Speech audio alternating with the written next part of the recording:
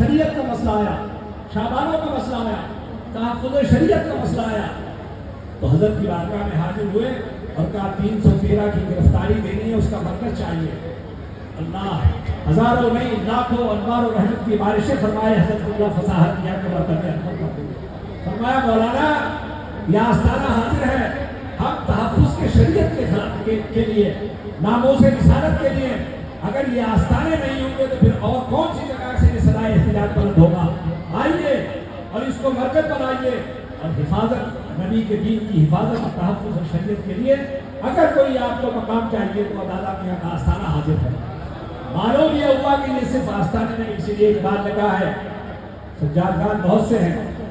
مگر نکل کر خانقاہوں سے ادا کر رسم شبیری۔ خانقاہ وہی ہے کہ جب ملت کا، مسلمانوں کا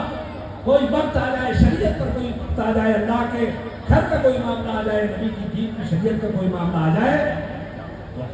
صوفیاء کرام سجادگان اور یہ خانقاہ ہے اس سے پیچھے نہ ہو بلکہ آگے بڑھ کر تحفظ شریعت کے لیے قربانی بھی پیش کریں اور اپنے مقام پہ رکھیں۔ آج ہندوستان کے حالات بہت خراب ہیں، سب یہ نعرہ تو لگا رہے ہیں کہ امن چاہیے، شانتی چاہیے، عافیت چاہیے، بھائی چارگی چاہیے، مساوات چاہیے، مگر میں دعوے کے ساتھ کہتا ہوں دنیا کے لوگوں کو، ہندوستان کی تمام حکومتوں کو، اگر تمہیں امن چاہیے، شانتی چاہیے، اس ملک میں عافیت چاہیے، بھائی چارہ چاہیے، قومی یکجہتی چاہیے، بھید بھاؤ کو، امیر و غریب کے اور رنگ نسل کو مٹانا چاہیے، تو وہ کہیں اور نہیں مل سکتا۔ اگر مل سکتا ہے تو اللہ کے بندوں کے آستانوں میں مل سکتا ہے۔ بہت ترقی کی ہے دنیا نے، بہت ترقی کی ہے، بڑی بڑی فیکٹریاں اور کارخانے بنے ہیں، مگر ہمارا چیلنج ہے دنیا کتنی ترقی کر لے، ہندوستان کتنی ترقی کر لے، اچھے اچھے کارخانے بنا لے، فیکٹریاں بنا لے، مگر ہم دعوے کے ساتھ یہ بات کہہ سکتے ہیں کہ دنیا کے کارخانے اچھے سامان تیار کرتے ہیں، اللہ کے ولی اچھے انسان تیار کرتے ہیں۔ آؤ یہ چہروں پر داڑیاں، یہ سروں پر گناہ مبارک، تاج شریف، یہ جہاں رہیں گے غلامان مصطفیٰ کہلائیں گے۔ صاحب سجادہ حضرت شیخ العالم عظیم المرتبہ شخصیت حضرت قبلہ محترم نیر میاں صاحب بغوی شریف، بہت عظیم شخصیت ملک کی برسنید کی وہ تشریف لائے، ان کا خیر مقدم۔ حضرات میں عرض کر رہا تھا کہ خانقاہی نظام آج ہندوستان کو بڑی ضرورت ہے۔ دنیا بدلنے کے لیے بہت سی چیزیں ہیں، مگر اگر دل بدلنا ہے تو تمہیں اپنا دل ان بزرگوں کے قدموں پہ رکھنا پڑے گا۔ خانقاہی نظام آج بھی ہندوستان میں امن و عافیت کو یکجہتی بھائی چارگی اگر قائم کرنا ہے، خانقاہی اس لیے کہ ان بزرگوں نے اپنے کا، بیگانے کا، ہندو کا، مسلمانوں کا، سکھوں کا، عیسائیوں کا کوئی فرق اور بھید بھاؤ نہیں رکھا۔ ان کی بارگاہ مقدسہ لوگ سب آتے ہیں، ارے اپنے تو اپنے، غیر بھی آتے ہیں تو یہاں کوئی غیر ہے ہی نہیں، اور غیر بھی آتے ہیں تو اپنے خالی دامنوں کو لاتے ہیں، اور واپس جاتے ہیں تو اپنے دامنوں کو بھر کے واپس جاتے ہیں۔ یہ بہت مقدس ہے۔ نظام خانقاہی پوری دنیا میں قائم ہو جائے، ہمارا دعویٰ ہے پوری دنیا میں قائم ہو جائے۔ آپ دیکھیں گے اس آستانے پر غریب نواز کے آستانے پر، محبوب پاک کے آنے پر، حضرت شیخ العالم کے آستانے پر یہ پوچھا جاتا ہے کہ مذہب کیا ہے، مسلک کیا ہے، کس کے پیر ہو، کس سلسلے سے ہو، کس ذات اور قوم سے تعلق رکھتے ہو؟ نہیں، ہر چیز نہیں۔ آؤ پہلے ان کے قدموں میں حاضری دو، اور اس کے بعد لنگر کا اہتمام ہے تو لنگر کھاؤ۔ غریب نواز ہندوستان میں تشریف لائے، خانقاہی نظام کی بات میں کر رہا ہوں، ہندوستان میں تشریف لائے، بھوک بلی کے لوگ شکار تھے لاکھوں، تشریف لائے، پہلا مسئلہ تھا بھوک بلی تھا، پیٹ کی آگ جانا تھی، شکم کی آگ جانا تھی۔ سرکار سلطان الہند سیدنا خواجہ معین الدین چشتی علیہ رحمت و رضوان نے دیکھا بھوک بلی کا شکار ہے، غربت کا لوگ شکار ہیں،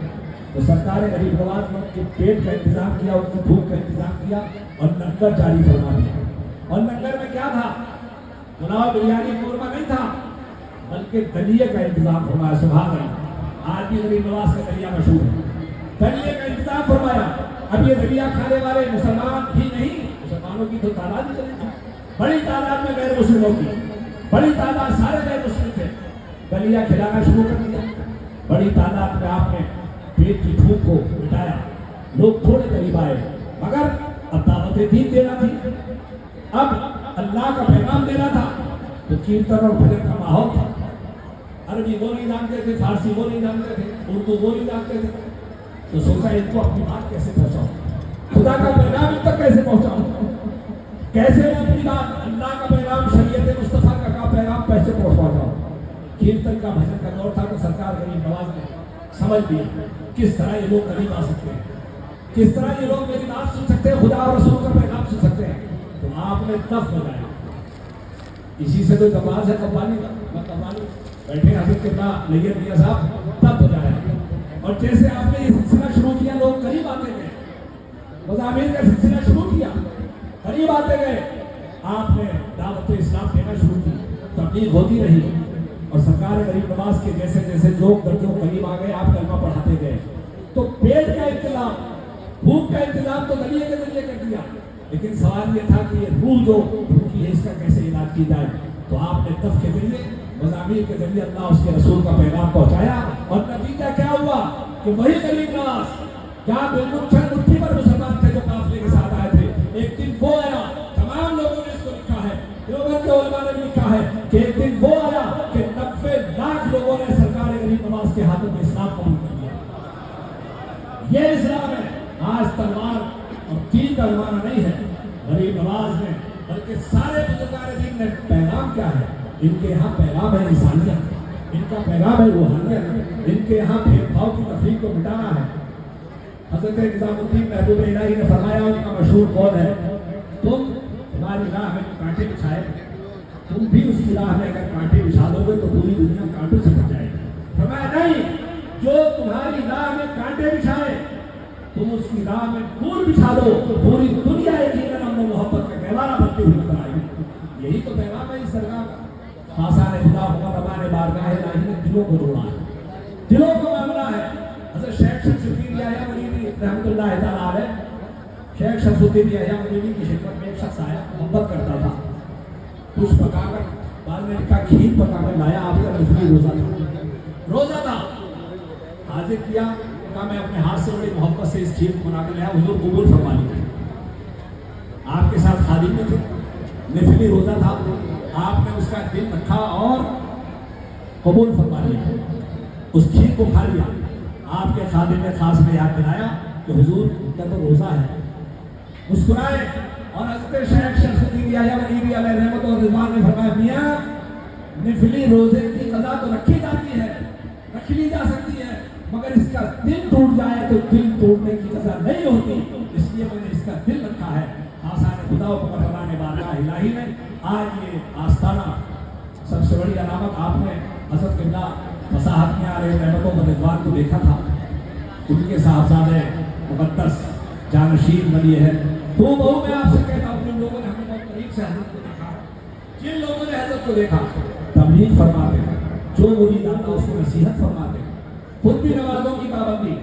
خود بھی فراز الہی کی تکبیر کی پابندی، اور آج حضرت فصاحت میاں صاحب کا بھی یہ اسباب میاں صاحب کا بھی یہی حال ہے، تو بہو حضرت کا جلوہ نظر آتا ہے۔ اس لیے میں آپ سے عرض کرتا ہوں، تفصیلی تقریر کا وقت نہیں ہے، یہ خاصان خدا، یہ اولیاء اللہ کے آستانے، یہ حضرت قبلہ دادا میاں علیہ رحمت و رضوان کا، یو پی میں نہیں پورے بر صغیر میں،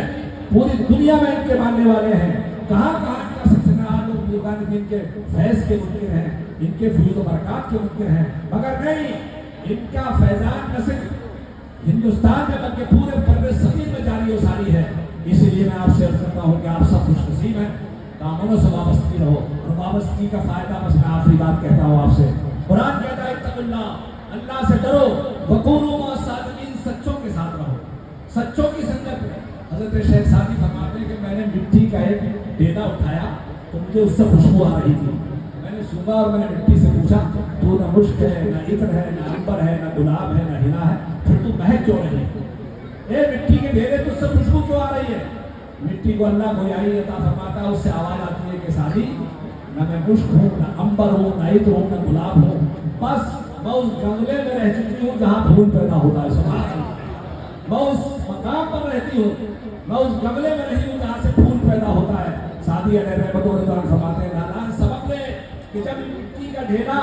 اس مقام پر رہے جہاں سے پھول پیدا ہو جائے، وہ مہک جائے، اس سے خوشبو آ جائے، تو تو کسی اللہ کے بندیوں کے قدموں سے نپٹ لے گا، تو کسی عارف برحق کے دامن سے وابستہ ہو جائے گا تو تیری دنیا بھی مہک جائے گی، تیری آخرت بھی مہک جائے گی۔